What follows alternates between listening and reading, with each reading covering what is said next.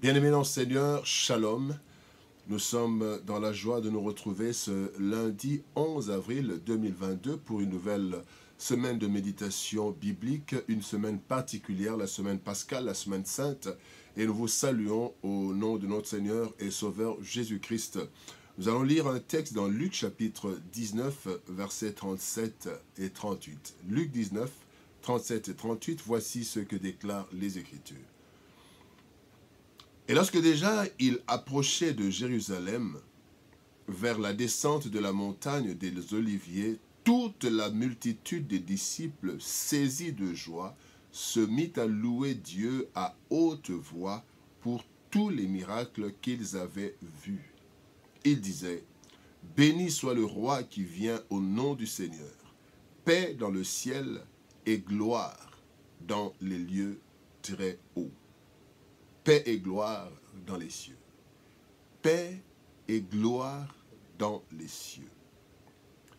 Bien-aimés dans le Seigneur, l'entrée du Christ, le Seigneur Jésus-Christ à Jérusalem, pour l'assaut final, ou la victoire de Golgotha, a été un grand événement qui a secoué la ville. Cette entrée a suscité un grand espoir des disciples qui avaient vu les miracles du Christ, mais aussi de ceux qui avaient entendu parler de Jésus, l'homme de Galilée.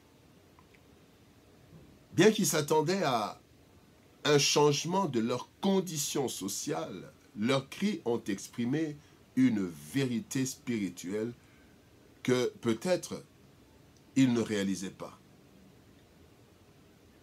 En effet, ils criaient « paix dans le ciel et gloire dans les lieux très hauts ». Telle est l'expression tirée du texte du jour et qui nous transmet deux grandes vérités de l'œuvre du Christ pour le salut du monde. Analysons ces vérités. Deux ou trois plutôt, nous allons voir plutôt trois vérités. La première vérité, paix dans le ciel. En fait, lorsque les disciples crient « paix dans le ciel », on pourrait se demander pourquoi ceux qui cherchent le bonheur, le changement social, le changement de leurs conditions et qui sont sur la terre proclament la paix dans le ciel, où ils ne se trouvent pas. Cela est une révélation de ce qui était en train de se passer dans le ciel. En effet, bien-aimés, le péché d'Adam et Ève a noirci les relations entre le ciel et la terre. Donc, entre le Créateur et sa créature. Dieu n'était pas en paix, en fait, tant que le problème de l'homme n'était pas encore résolu. Nous voyons à travers une longue liste de personnes envoyées l'une après l'autre auprès des hommes et qui ont tous été rejetés ou tués. Quand lisons dans Luc chapitre 13, verset 34, Jésus-Christ dit « Jérusalem, Jérusalem, qui tue les prophètes et qui lapide ceux qui te sont envoyés. Combien de fois ai-je voulu rassembler les enfants, tes enfants, comme une poule rassemble sa couvée sous ses ailes, et vous ne l'avez pas voulu. » Bien-aimé, donc le Seigneur a été rejeté, et il n'y avait pas de paix. En fait, nous pouvons dire que le cœur de Dieu n'était pas en paix, parce qu'il voulait récupérer sa créature sans la forcer. Cet état des choses n'était pas de nature à donner la paix à Dieu, qui a en fin de compte envoyé son propre Fils, démontrant ainsi le niveau de la préoccupation divine.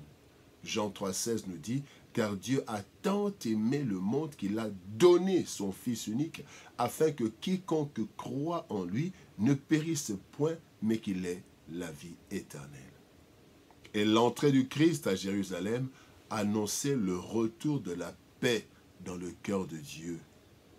Oui. paix dans le ciel. La deuxième vérité,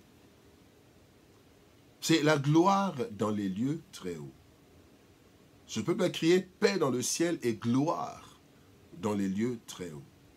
L'œuvre de Golgotha, bien-aimé, allait non seulement marquer le retour de la paix dans le cœur de Dieu, mais aussi allait faire éclater la gloire de Dieu qui allait récupérer sa créature, qui allait alors faire éclater sa gloire jusque dans les extrémités de la terre.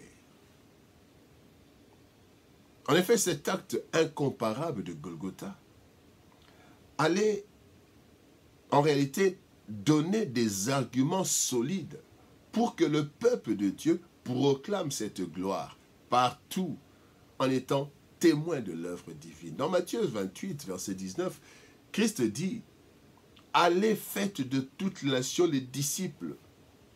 Et dans Acte 1, 8, il dit « Vous serez mes témoins à Jérusalem, dans toute la Judée, dans la Samarie, jusqu'aux extrémités de la terre. » Et quand nous proclamons le Seigneur, nous proclamons sa gloire. Nous disons au monde entier que le seul Dieu, c'est l'Éternel, c'est Yahweh.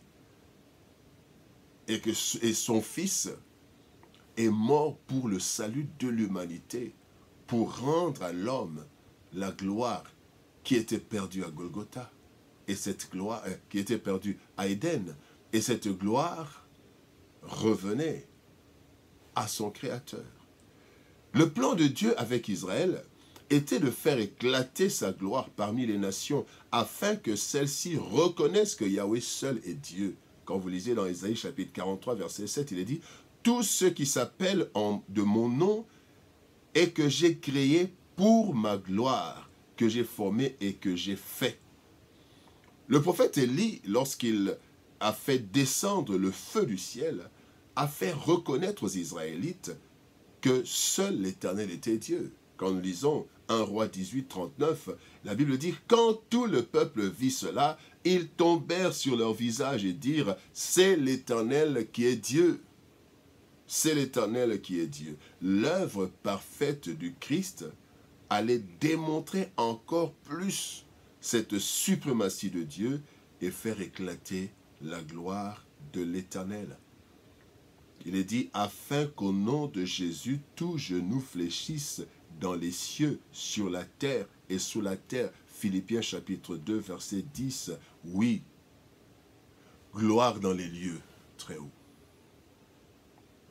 La troisième vérité que nous voyons, c'est que le problème est d'abord spirituel.